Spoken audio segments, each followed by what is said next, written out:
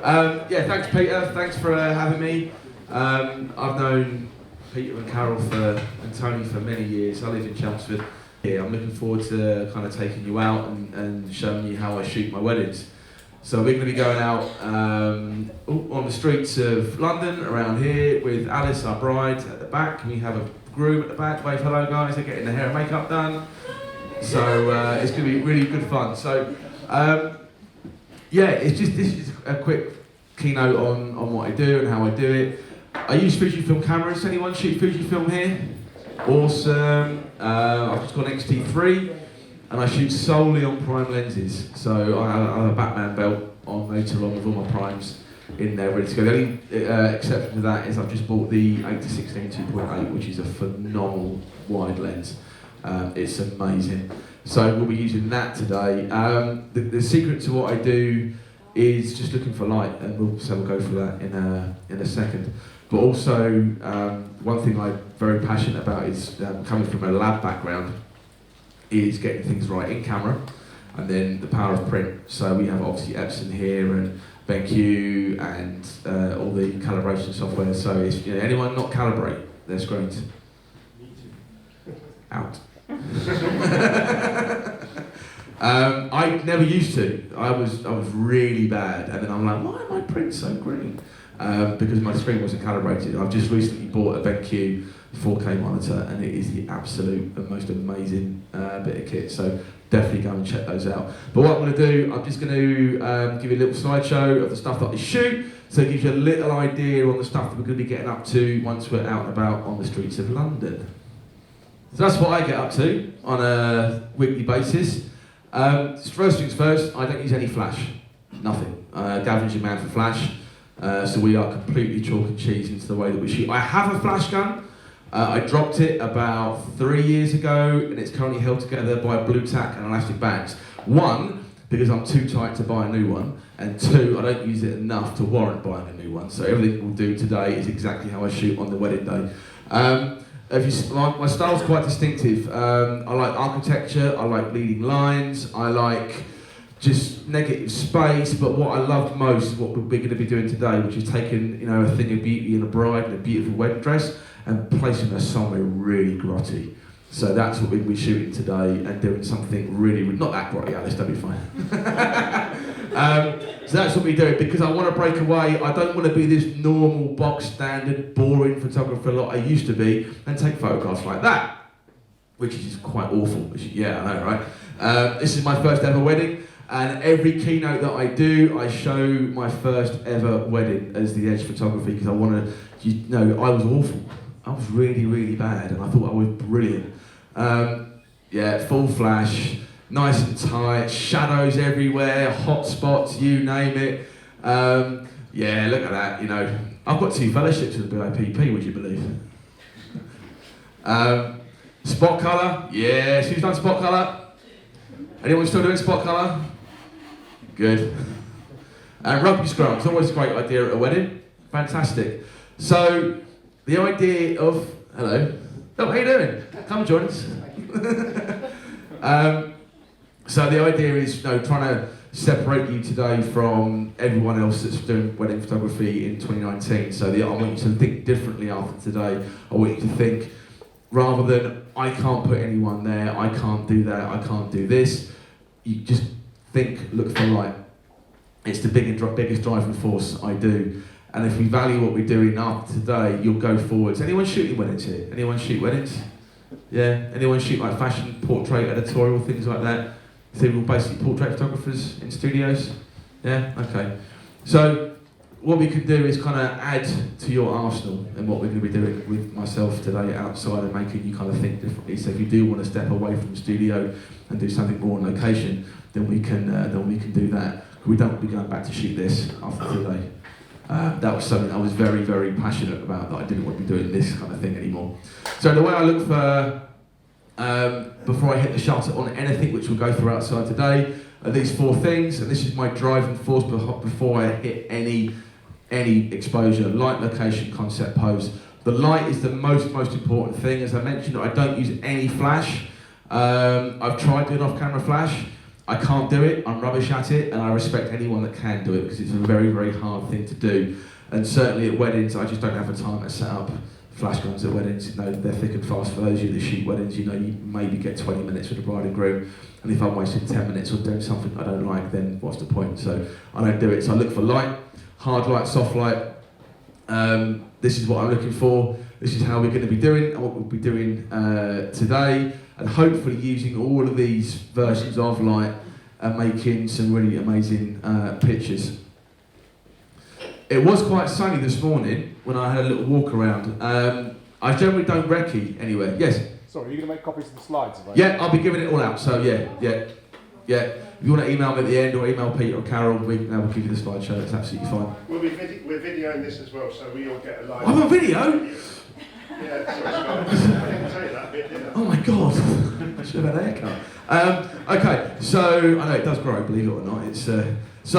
It was sunny this morning. I don't recce, ever. So the first time I saw what we're going to be shooting today was about 2 hours ago.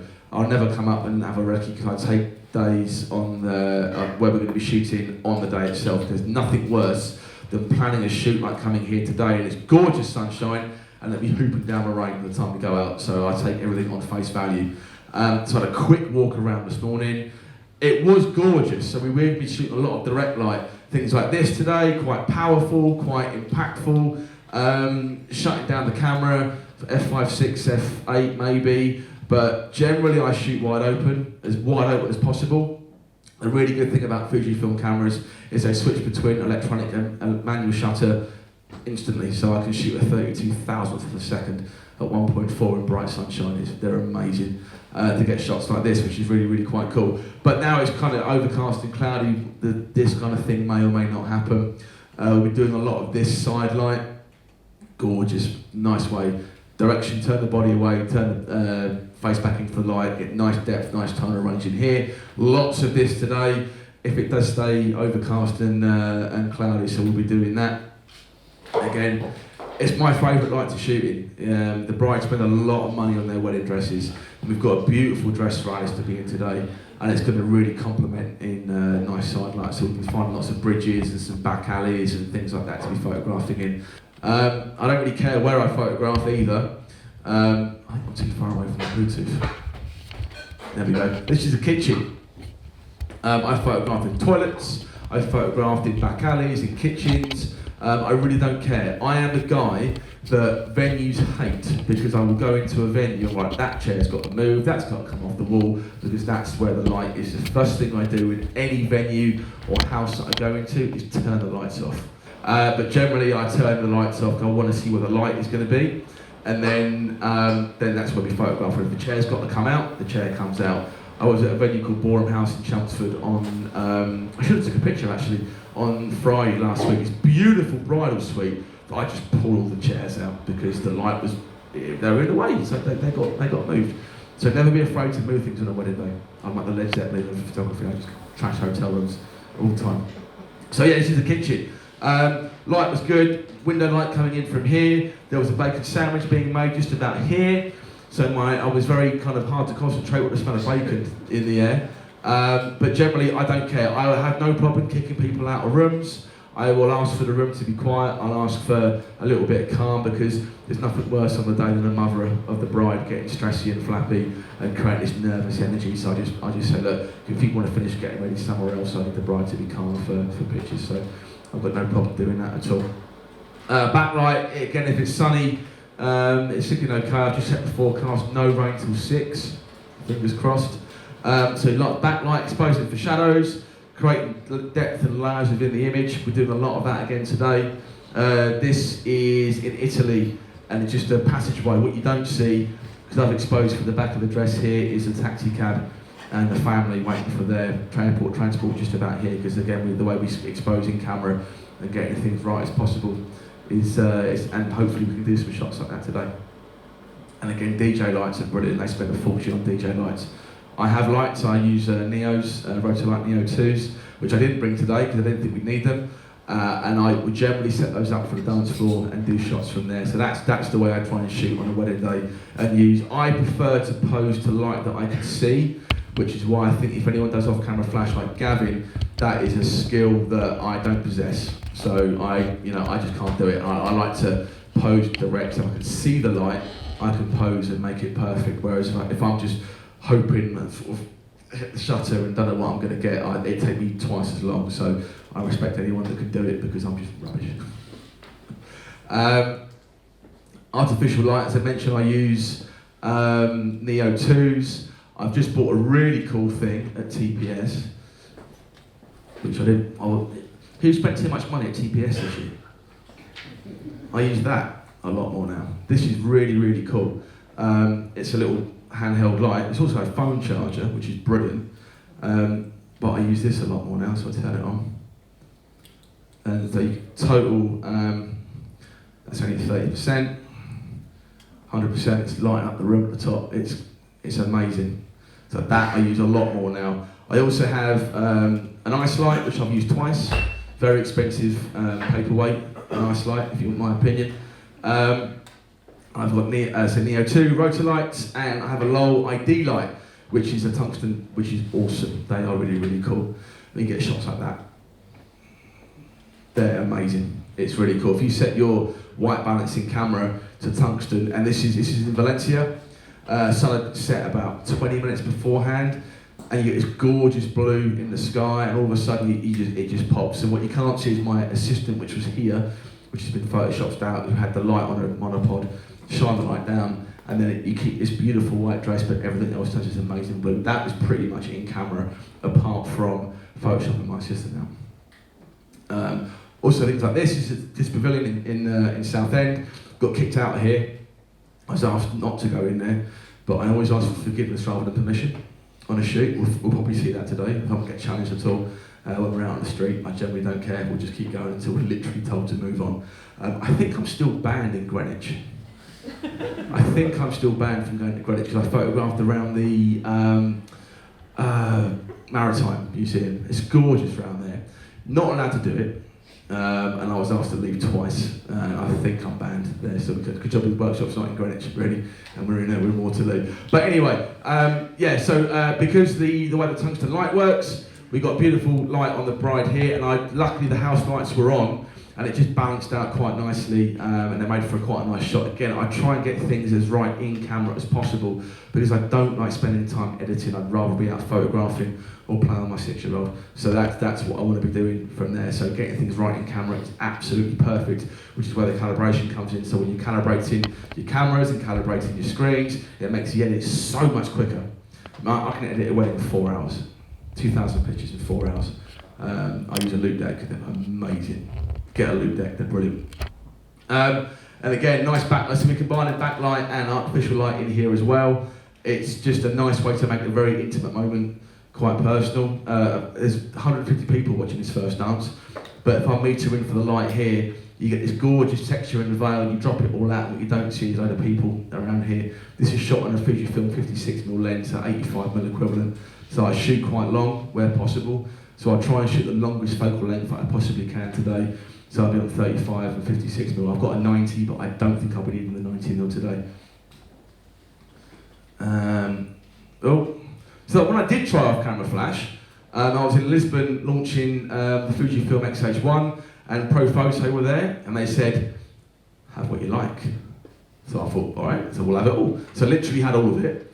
And the reason why I'm not good at off camera flash is because this setup took me about an hour and a half to set up and get right. But Gavin probably go 5 minutes. I just don't do it. So literally we had a B1 in here, and we had 2 A1s lighting up here, then A1 kicking the back in here. So if I had time, I could do it. But weddings, you just don't have time to do it, so therefore I don't bother. There we go, and a similar sort of shot for the groom into there. Reflected light, which we will be using today. We've got some Robe reflectors. We've got 2. We've got a long oblong and a circle one. We will be using those today to fill in. This was a shot down at the Gherkin again. I'm not banned from there anymore, thankfully, but I did a wedding up there last year, and it's all private property. so they kick you off basically. So it's a case of getting in, getting the shot, and getting out really quickly. So there was 2 light sources in from here being reflected. The sun was hitting a building up here, which is throwing light back in to the groom just here. And then I actually used the bride as my reflector. They are the best reflector you'll ever buy because they've got a big white reflector on. So if you haven't got an assistant on the wedding day, use the bride, get them to walk in closer, and they'll throw light off, and literally I use the bride to fill in from there because I didn't have an assistant on the day. Thankfully we have a Carol today as our assistant for our reflectors. But it's the most underrated tool you'll ever have in your arsenal. People say, oh, it's so old-fashioned. It's not. You can get some amazing shots. Half of my fellowship with the BIPP in weddings was used with sort of a reflector. This was 2 reflectors into here. I had a best man and a bridesmaid. Literally one was here, one was here. So just throwing light back into there, purely because the light source was coming from here and it was way too bright just to try and retain any detail in the blacks or the highlights into here. So just 2 6-foot reflectors became nice and close in. You can't really see them, but it's just enough light coming back in there, and that's how we get the shot, and that's what we're going to be doing today. That's me. That's where to find me. Follow me, stalk me after the day. I want to be seeing all of your pictures. I really want to see what you've been getting up to. So the idea of today is to kind of empower you to think differently when you're out and about shooting. And I want to be seeing what you got up to today, so come and find me. I'm going to hand over to Gavin, who's just over there.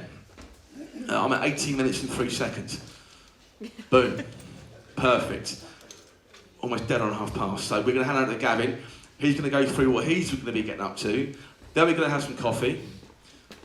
Oh, I need more coffee. And then we're going to go out and photograph into 2 groups. So the first half will become a me, second half will be with Gavin. And it's going to be brilliant. I can't wait to take you out and show you what I do. So I'm going to hand you to Gav. Thank you very much.